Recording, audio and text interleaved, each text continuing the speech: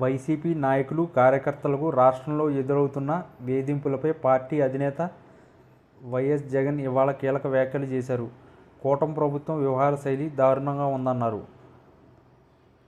బాధలన్నీ చూస్తున్నానని భరోసా ఇస్తున్నానని తెలిపారు. జగన్ 2.0లో కార్యకర్తలకు అధిక ప్రాధాన్యత ఇస్తామన్నారు. వారికి అన్ని విధాల పూర్తి న్యాయం చేస్తామన్నారు. రాజంపేట మున్సిపాలిటీ, రామకుప్పం మండలం, మడకశిర మున్సిపాలిటీ, రోదా మండలం వైసీపీ స్థానిక సంస్థల ప్రజాప్రతినిధులతో జగన్ భేటీ అయ్యారు. అక్రమ కేసులతో వేధిస్తున్న అధికారులు, పోలీసులను తాము అధికారంలోకి వచ్చాక విడిచిపెట్టేది లేదని, వారు ఎక్కడున్నా సప్త సముద్రాల అవతల ఉన్నా రిటైర్ అయినా వదిలిపెట్టే ప్రసక్తి లేదని, వారిని తప్పకుండా సినిమా చూపిస్తానని జగన్ హెచ్చరించారు. రాష్ట్రంలో విలువలు, విశ్వసనీయత లేని రాజకీయాలు చూస్తున్నానని, ఈ పరిస్థితుల మధ్య పవిత్ర తులసి మొక్కలా తెలుగు చూపించి విలువలతో కూడిన రాజకీయాలకు అర్థం చెప్పి వాటిని చంద్రబాబుకు చూపి నిలబడిన మీ అందరికీ మీ జగన్ హ్యాట్స్ ఆఫ్ అన్నారు. రాజకీయాల్లో ఉన్నప్పుడు విలువలు, విశ్వసనీయత ఉండాలని, కానీ వాటన్నిటినీ చంద్రబాబు దిగజార్చున్నారు. ఈ పరిస్థితి చూడాల్సి వస్తుందని ఎప్పుడూ అనుకోలేదన్నారు.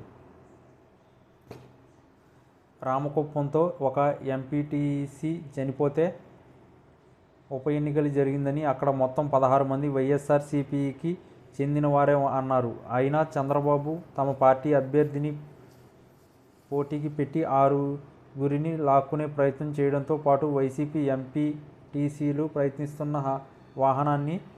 ప్రయాణిస్తున్న వాహనాన్ని పోలీసుల ద్వారా అడ్డుకున్నారన్నారు. కోరం లేకపోయినా కేవలం 6గురు మాత్రమే అటువైపు వెళ్ళినా ఏకపక్షంగా డిక్లేర్ చేసుకున్నారు. సత్యసాయి జిల్లా రోద్రా మండలంలో మొత్తం 15 ఎంపీటీసీలు వైసీపీకి చెందిన వారే అయినా అక్కడ ఒకరు చనిపోతే ఉప ఎన్నికలు జరిగిందన్నారు. ఇక్కడ చంద్రబాబు దిక్కుమాలిన రాజకీయం చేశాడన్నారు. చెడిపోయిన రాజకీయాలకు దిక్సూచిలా పనిచేస్తూ మార్గం చూపాడన్నారు.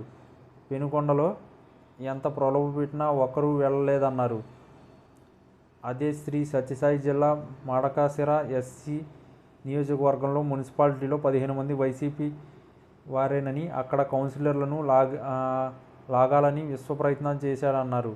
అంతకన్నా దిగజారిన నాయకుడు ఎవరు ఉన్నారన్నారు. ఈరోజు వారు చేస్తున్న దుర్మార్గం ఏదైతే విత్తనం వేస్తున్నారో రేపు అదే పెరుగుతుందని, అందుకే ఈరోజు దౌర్జన్యాలు చేస్తున్న అధికారులు, పోలీసులు ఈరోజు ఎక్కడున్నా రిటైర్డ్ అయినా సప్త సముద్రాల అవతల ఉన్నా వదిలిపెట్టబోనని, పట్టుకుని తీసుకొస్తానని, వారికి సినిమా చూపిస్తానని, అదే మామూలుగా ఉండదన్నారు. ఈరోజు ప్రజలు అడిగిన ప్రశ్నలకు చంద్రబాబు సమాధానం చెప్పలేడని, టీడీపీ వారు ఎక్కడికి వెళ్ళినా ఏం జరుగుతుందని అడిగారు.